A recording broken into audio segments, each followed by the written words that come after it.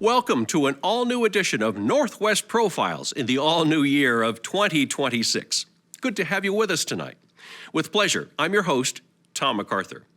I expect you know what a mural is, those large format paintings applied directly to a surface that decorate, tell a story, or convey a message.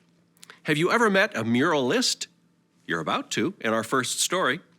Daniel Lopez has been wowing people with his murals and oil paintings for many years.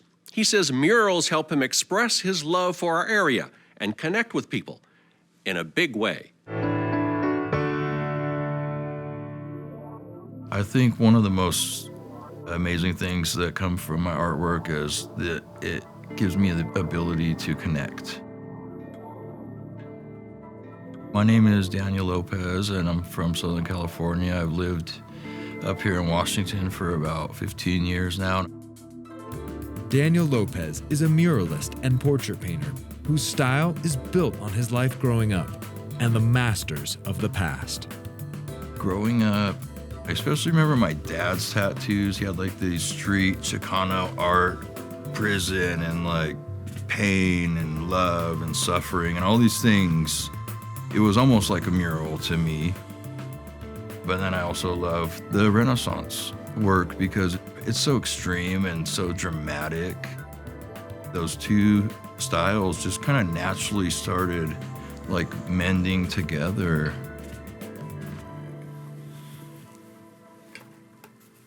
And I could try to smooth everything out if I wanted, but I love all those brush strokes and all these scratches and everything. They're just gonna make the painting look even cooler. The more I paint, I almost will probably start to feel like I know these guys and get more interested in them. And, you know, I will have actually like spent time painting their faces. I think that's pretty intimate. You look at people and you guess what their whole story is and what they've been through. I sketched and I drew a lot in elementary school. And my grandmother, she really nurtured that. Daniel lived with his grandmother as a child. When Daniel was in high school, he fell in love with street art, graffiti, and murals in public spaces. But towards the end of high school, art drifted out of Daniel's life. And this is when my addiction was starting to really ramp up.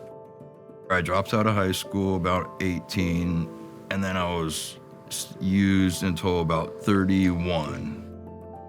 Then in 2013, Daniel's grandmother passed away, and his life began to spiral out of control. And I was at a point where I was either gonna like make a really bad decision or get some help. Daniel had family who lived in Spokane, so he decided to relocate and seek help. He entered Teen Challenge, a faith-based program helping those struggling with addiction. Afterwards, Daniel began rebuilding his life. He was hired as a dishwasher at Indaba Coffee. And I would draw in these little books for like an hour before work. And people are looking at my artwork and they're like, man, you gotta do something with this.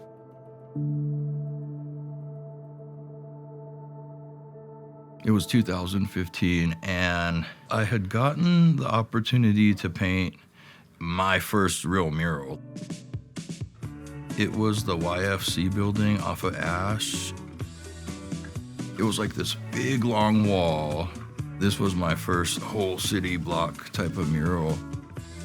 I was trying to get linked up with the Spokane Arts. I finally went in with my book and I met Ellen Pickin. At the time, she was on the Spokane Arts Commission and an artist. I showed her my work and she's like, oh, you're the one that did the big mural over there. Nobody knew who was doing it. And then it just kind of snowballed. It was crazy. Over time, Daniel began connecting with more and more artists and community members, leading to more and more gigs creating art. Each piece of art Daniel completes, he signs under his pen name, Godfiti. The Godfiti is the idea of if God were a graffiti artist, what would he paint? I guess in my mind, it's like he would paint more matters of the heart, like things that are meaningful and get people to think. I always feel like the community's helping me as much as I'm like giving back and trying to paint something beautiful. Daniel volunteers at Westview Elementary School, sharing his love of art with the kids. Yeah, I do Dr. Seuss Week every year. I'll go in and I read this book. I'm not just a scribble. And then I'll draw with them. And then I partner with them in the Sado Park High School. And they work together, and I kind of just back it. Daniel even designed a mural for the kids to work on together. I went in and just talked to the kids for a little bit, gave them assignment, and then I came in and just pieced it all together. Creating art and connecting with his community has helped give Daniel purpose and a sense of belonging. It's a beautiful journey, and it helped me reflect on my life and find healing and reach people and connect to people. And so it has been one of the most amazing things in my life to be a painter.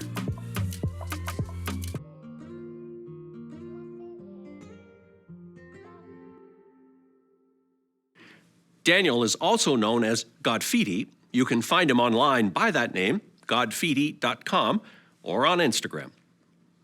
Steam can heat buildings, move ships, even cook food. Nan Dry uses steam to imprint plants on natural fibers. Yeah. She calls it eco-printing. I think you'll agree her heat technique is pretty cool. Nan Dry creates art by experimentation. She uses ecologically sustainable methods of printing with plant material and explains the art form. Eco-printing's, eco in this case stands for ecologically sustainable. I am pulling color out of the leaves themselves. When you see a leaf shape, that is the color that leaf makes. There's no ink, there's no paint. It's a steaming or a boiling process. And so I'm playing with the chemicals that the plant is producing throughout its growing season. What you want are the colors in the summer green is what I call it. Then in the fall, the tree is starting to shut down and all the last little bit of chlorophyll goes out of the leaves, and that's when we see those beautiful colors in the fall. Those leaves are usually still usable as well. A small portion of Nan's creations cover the walls of her workshop. That highlights her foray into the eco-print process. Her interest in the art form through time hasn't waned. It's only gotten stronger.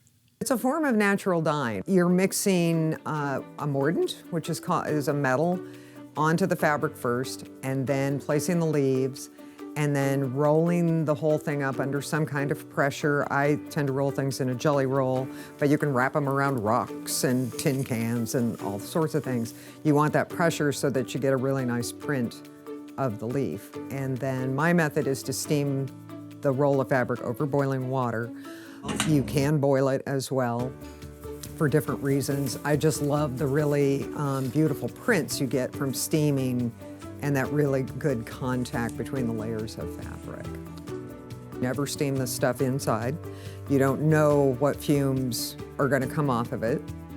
This only works on natural fibers. I personally prefer not any kind of a blend, although theoretically if it was like cotton and linen, it should work. I just like, it's more of a sure thing if you're using single fiber. So I work mostly on silk, but it does work on wool, cotton, and linen. That's been the discovery process over the years, waiting to the right time of year for some things. What leaves you put together in this roll actually affect each other as well. Oak leaves have a lot of tannins in them. That's going to help make everything else darker. Experimenting with, like, you can't get carried away with metals on fabric because, rust will make holes in it. A woman in Australia named India Flint wrote a book called Eco Color. I ran into it about 2011, and I have not been able to leave it alone since. Before that, I was a clothing maker, and I used synthetic dyes, but this is so much cooler. And it's just this intriguing blend of science and art, and I couldn't leave it alone. Just couldn't leave it alone. Currently, Nan sells her creations and teaches others the craft that she became enamored with nearly 15 years ago, and uses her expertise to create new pieces through trial and error and trial and success. When asked of her favorite leaves she uses, I like them all, but the arrowleaf balsam root makes a beautiful yellow print, even though it's a green leaf. And then my favorite thing to put with it is spotted knapweed, which is an invasive species. No one argues with me when I come to get this. They like to load it into my car, and it makes a beautiful orangey yellow. A lot of things that won't really work well on fabric. They make a beautiful print, but it's going to disappear or it's going to wash out. On paper, it stays. And so that's a good way to start experimenting because it's inexpensive. It's just such a fascinating process. People don't understand that when you're looking at a green leaf, that all that color is in there, right? Because all we see is the chlorophyll, because that's where eyes and brain interpret color, but all those other chemicals are in there. Nan's last name is Dry with an E. You can find her online at drygoods.com. An octave contains 12 notes. We know a local singer whose range covers 4 octaves, 48 notes, comfortably. Bing Crosby covered 2 octaves, comfortably. Some say Myles Kennedy is the biggest music star to come out of Spokane since Bing, and he's a multi-instrumentalist. Myles Kennedy performs on stages around the world, and he's on your screen right now. Music bug bit me when I was about 4, after I saw Stevie Wonder on Sesame Street. Very superstitious, writings on the wall. Very superstitious. That was a really important moment in my life.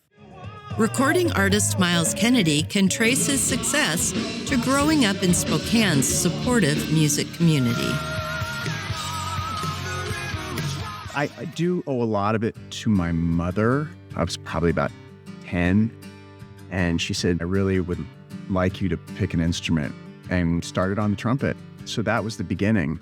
During high school, Myles briefly served as a drum major before discovering his true passion for the guitar. He showcased his musical versatility by playing in a jazz band, a marching band, and even a heavy metal band called Bittersweet during his junior year. It's hard to kind of pin me down stylistically because I do enjoy so many different genres. Bittersweet included Myles' friend Zia, who continues to play drums in Myles' solo endeavors. After graduating, Myles enrolled in the Commercial Music Jazz Studies program at Spokane Falls Community College, inspired by local guitar legend Joe Brash, with whom Myles had been studying. And I, at one point, was in the country combo. I was in the big band combo. I was in the rock combo. I was in another rock combo. I was like in a fusion combo. It was just all I wanted to do was play. And then on top of that, I just had Bittersweet or whatever I was playing in at night. My education was just play as much as humanly possible. You know, there were just a really incredible, like-minded individuals and teachers who were so important in my musical evolution. Using the skills he learned at college, Myles joined a jazz group called Cosmic Dust, who released 1 album. He then formed a new band called Citizen Swing and began writing his own songs.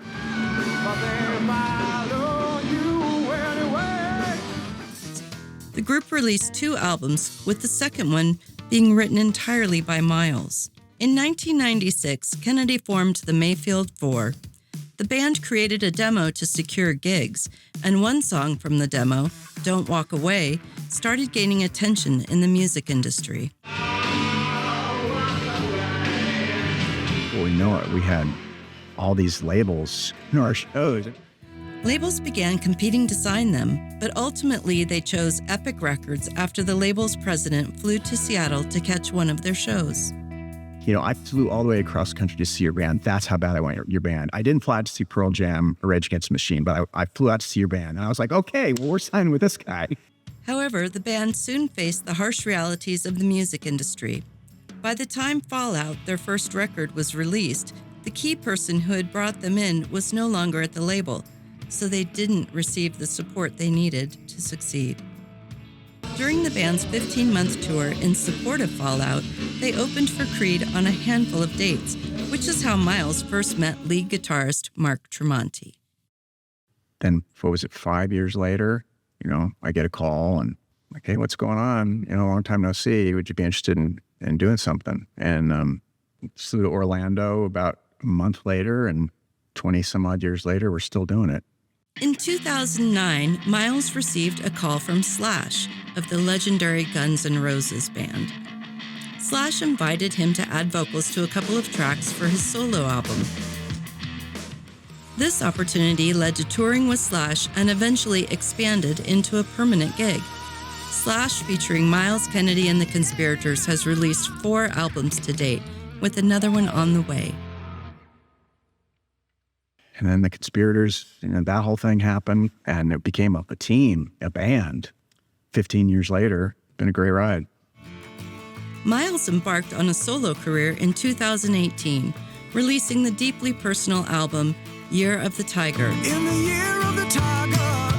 A reference to both the Chinese calendar year of 1974 and the year his father passed away. Since then, he has released 2 additional solo albums, all while successfully juggling his many creative projects. I enjoy it, and we've managed to make it work because we have agents and managers who can communicate and carve out windows of time. And there's like this whole ecosystem now between Slash and the Conspirators, and Guns N' Roses, and then Alter Bridge, and then both Mark and I have our solo bands. Now they've got the Creed thing back together. It all just kind of works. You're basically planning 2 years in advance, though. Like, you always know what's happening for at least 12 months, but usually about 2 years. Myles also enjoyed a once-in-a-lifetime moment in 2008 when he had the chance to jam with members of Led Zeppelin. So I was lucky enough to be brought into the fold for a while, and it was amazing. In 2014, Myles and his wife Selena wanted to combine her work with children's mental health with his love of music. Music was my thing. I loved music, and like y'all have discovered the power of music and how it makes you feel. Together with his former music teacher, Joe Brash, they started the Future Song Foundation. We are very passionate about music, education, and making sure that young people in particular have access to whether it's musical instruments or instruction or whatever it is to help you achieve what you'd like to achieve as a young musician. Over the past decade, the foundation has donated dozens of guitars, keyboards, microphones, and more to area schools. It's addictive, that giving. It's just been really fun to see what it's turned into. With the success Kennedy has achieved, he could have settled anywhere, but chose to stay in Spokane. He loves the area and believes that staying here made all the difference for his career. A really great place as a creative. And I knew that if I moved to LA or Manhattan, which I almost did a number of times, came really close, I knew that would affect the work. Overall, Myles Kennedy remains profoundly grateful for his career and isn't slowing down anytime soon. I mean, it's been an insane run. So I don't want to be greedy, but because I feel if it all ends tomorrow, I'm good. It's been a great run. It's exceeded my expectation. Myles' band, Alter Bridge, just released its 8th studio album and is currently on tour in Europe. That's something to croon about. Learn more at MylesKennedy.com. Finally tonight, picture this: a more than 100-year-old dining room table, years of wear, some damage, even some flood damage. If your family had owned that table since new, you might consider it priceless. A master furniture restorer like Marzell Van Vlaenderen can bring this cherished family heirloom back to life. And I don't believe there's anything that cannot be repaired. Or at least I haven't met anything that couldn't be repaired yet. Meet Marzell Van Vlaenderen, a master furniture restorer who believes every piece carries a story worth saving. Most of my clientele, almost every one of them, is going to pass something on or got something passed on. And that's where I come into play and just make sure that it's structurally sound and looks good. For Marzell, restoration isn't about perfection. It's about preserving meaning, memories, and craftsmanship passed from one generation to the next. I was raised in the mountains of Montana, and the timber industry was all around me. My mom and dad were on the ranch. They made cedar shakes. And then on the side, my mom would refinish other people's antiques. They ended up turning it into a business. My mom got sick in '08, and at the end, we were just going to close the business, and at that time, my factory was closing. So it was a great opportunity. I had the shop. I had most of the equipment. I was amazed how much knowledge I had, and I still had my dad. So I took it over for my family in '08 and went public with it in '09, and now I love it, and I feel that I'm fairly good at it, so it's an enjoyable thing. When we visited Marzell's shop, she was immersed in a deeply personal project, restoring a century-old dining table that once belonged to a woman affectionately known as Grandma Mac. This was her table, and she had it for many, many, many years, using it every day in the farm. And my client inherited it in terrible disarray. It's from the late 1800s. It's seen a lot of wear and tear through the years, and its last 20 years have been stored in a basement that flooded. It has a lot of issues with rotten wood, veneer popping up everywhere. We're gonna work on this throughout this process. Marzell's approach favors strength over surface, honoring a piece's history while ensuring it can be used for decades to come. So now that I've got the clamps off of this chair, you can see this gusset that I put in here. And when I'm done, the only reason you're gonna tell the difference is because this is brand new wood and this is 100+ aged wood. And when you mix the two, you will definitely always see it. Do I care? No. This is a family heirloom. To be able to sit down at this table again is more important to most people than whether or not you can see a repair or not. Beyond the shop, Marzell sees her work as a responsibility, passing on hard-earned knowledge so that traditional craftsmanship doesn't disappear. After 20 years of me and the dog and my shop, I needed a little bit of social. So I spent a couple of days a week at Woodcraft, using my mind, sharing my information, just trying to teach people, anybody that wants to learn. Eventually, I'm not going to be able to do this anymore, and this craft, I believe, should carry on. So for that to happen, I have to start opening my mouth and teaching people. So I feel it's really important to keep passing it on, and to do it in a way that people can enjoy doing it and not kill themselves expense-wise. I give my business cards out all the time. If you have a question, if you have a thought, if you just want to talk to someone, call me up. Send me a text, send me a picture, we'll talk about it. I had to have someone do that with me. Why can't I pass that on too? I don't have to charge you to talk to you. So a lot of times I do a lot of consulting just to help pass it on. Even after decades of experience, handing a piece back to its owner still comes with nerves. There's not been one time that I haven't had a client come pick their stuff up that I was not nervous. I am always nervous. And I don't know what that is. Confidence? I don't know. But yes, for me it's nerve-wracking. I have this theory that, again, nothing goes out of my shop unless the client's happy. And if they're not happy, that means I'm wasting money, I'm losing money. So it's nervous for me in that sense, but more in the sense of, oh crap, they're disappointed. That disappoints me. I think it's kind of like an artist selling their stuff. You don't know if it's liked or worthy until it sells. So it's a hard one to get past. I never have figured out how to do it. Every piece that leaves the shop carries a piece of Marzell with it, repaired, respected, and ready for its next chapter. Okay, so chair. Marzell. Chair.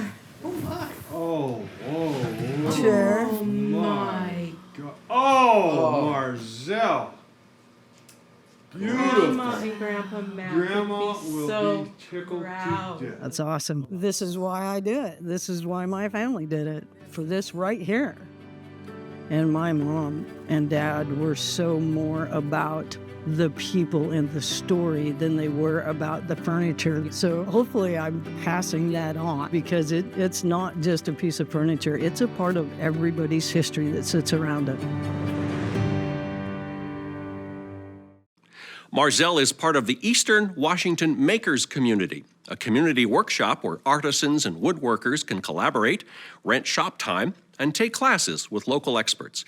Yeah, they're online, ewmakers.com. Well, we're a month into 2026 already.